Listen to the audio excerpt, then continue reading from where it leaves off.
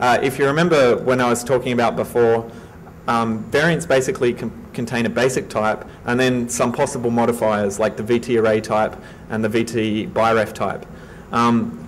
The modifiers are actually not mutually exclusive. You can have a variant that is of type VT biref or VT array or VT bool. And basically this means this variant contains a pointer to a safe array structure that's, that has an array of booleans.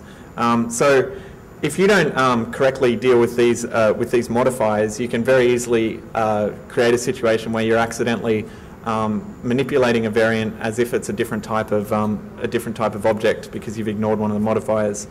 The basic ways this happens is if you mask off all modifiers. I've actually seen some code that does this. It just basically gets the basic type and operates on it as if it was that. Obviously that's really bad because you might get something thinking it's an integer when it's really a pointer to an integer or whatever. There's sometimes you can have situations where an action is based on a specific modifier. For example, you might test if VT array is set, and if it is, you start using the safe array API to manipulate the value.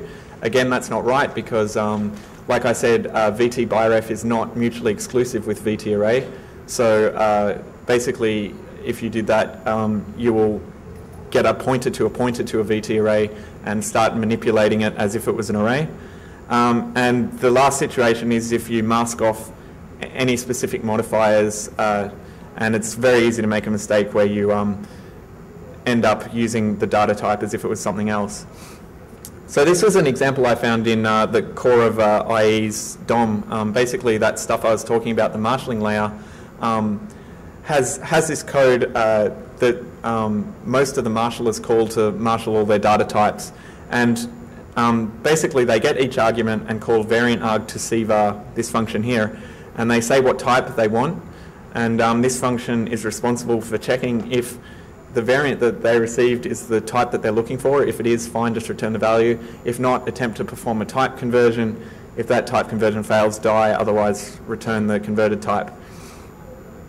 So the problem is here is that you can see that they get the source variant, which is the variant you can control, and they mask off VT biref and VT type mask, which is the basic type.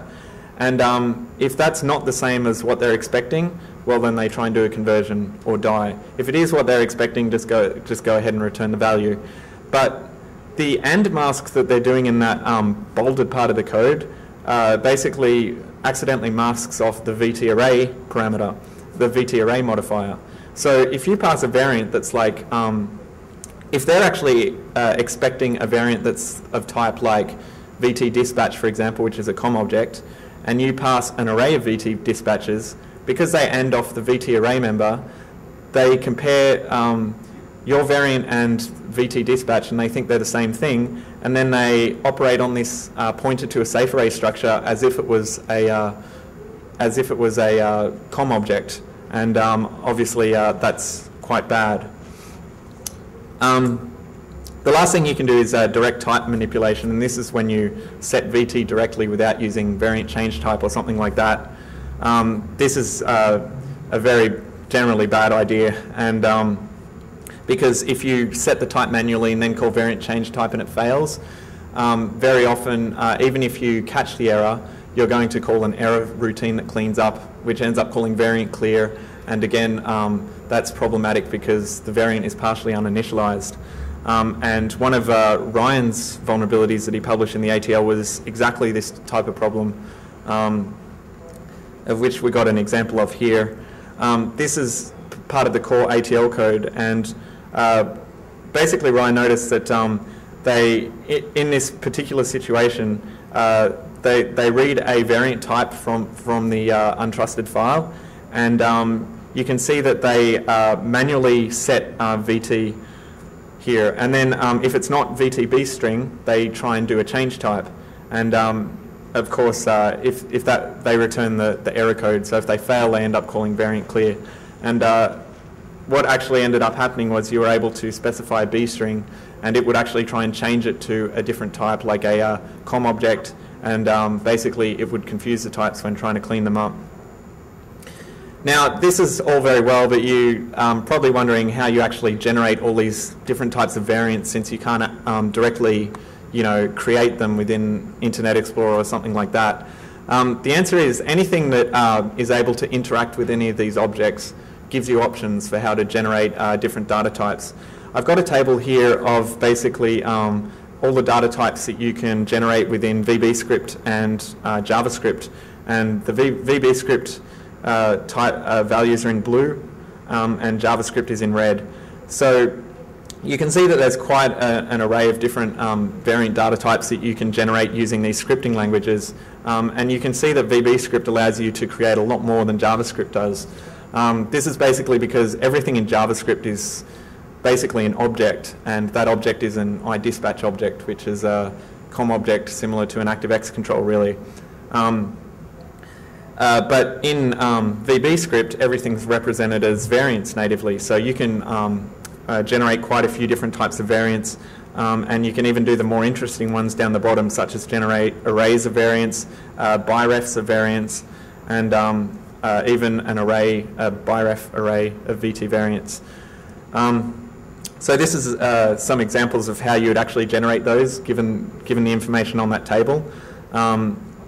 And basically, I don't need to go through them all, but you can see that by using any of the functions from the tables, you can create the relevant variant object. Now, there's quite a number of different variants you can generate using the basic scripting languages, but essentially, the more that you can generate, the more feasibility you'll have to be able to attack these interoperability layers. For example, with the DOM control, creating an array, you had to be able to create an array of dispatch objects, basically, and none of the basic scripting languages allow you to do that, so they've never encountered that test case before, more or less. But by using every single plugin that allows you to interact directly with the DOM or anything like that gives you more options for how to generate these data types. And I've listed just a few here. You can see that there's a ActiveX control Capicom that Microsoft provides, and that allows you to specifically generate an array of UI1s, which is an unsigned byte. And .NET controls actually allow you to create a large variety of different data types. You can create unknown COM objects. You can create variant arrays that aren't specifically VT variant like they are with VBScript. And you can also actually create these variable size structures, which are called VT records. But there's a stipulation about that. You can't do it completely freely. So here's an example of how I triggered that one bug. Basically, I needed to generate an array of iDispatch objects. I can't do it with VBScript or JavaScript, so the base languages are no help. But by using the .NET interoperability, we can actually do it quite easily. All we have to do is create a class with the attribute COM_visible_true, which basically means this COM object exposes iDispatch. And you can see in the .NET code here, I've got this test class. I create an array of them, and then I pass that array to the browser function InvokeScript. And InvokeScript on the web browser control in .NET basically allows you to call a JavaScript function from the .NET control. So this array of classes that I created basically gets marshaled as an array of dispatches, and you're able to trigger the vulnerability. The last thing I wanted to talk about was transitive trust issues. These are basically issues where you are able to leverage the features of a particular plugin or component of the browser to bypass security restrictions that are implemented in other parts of the browser or other plugins. So because the browser has an evolutionary security architecture, the security requirements are constantly changing.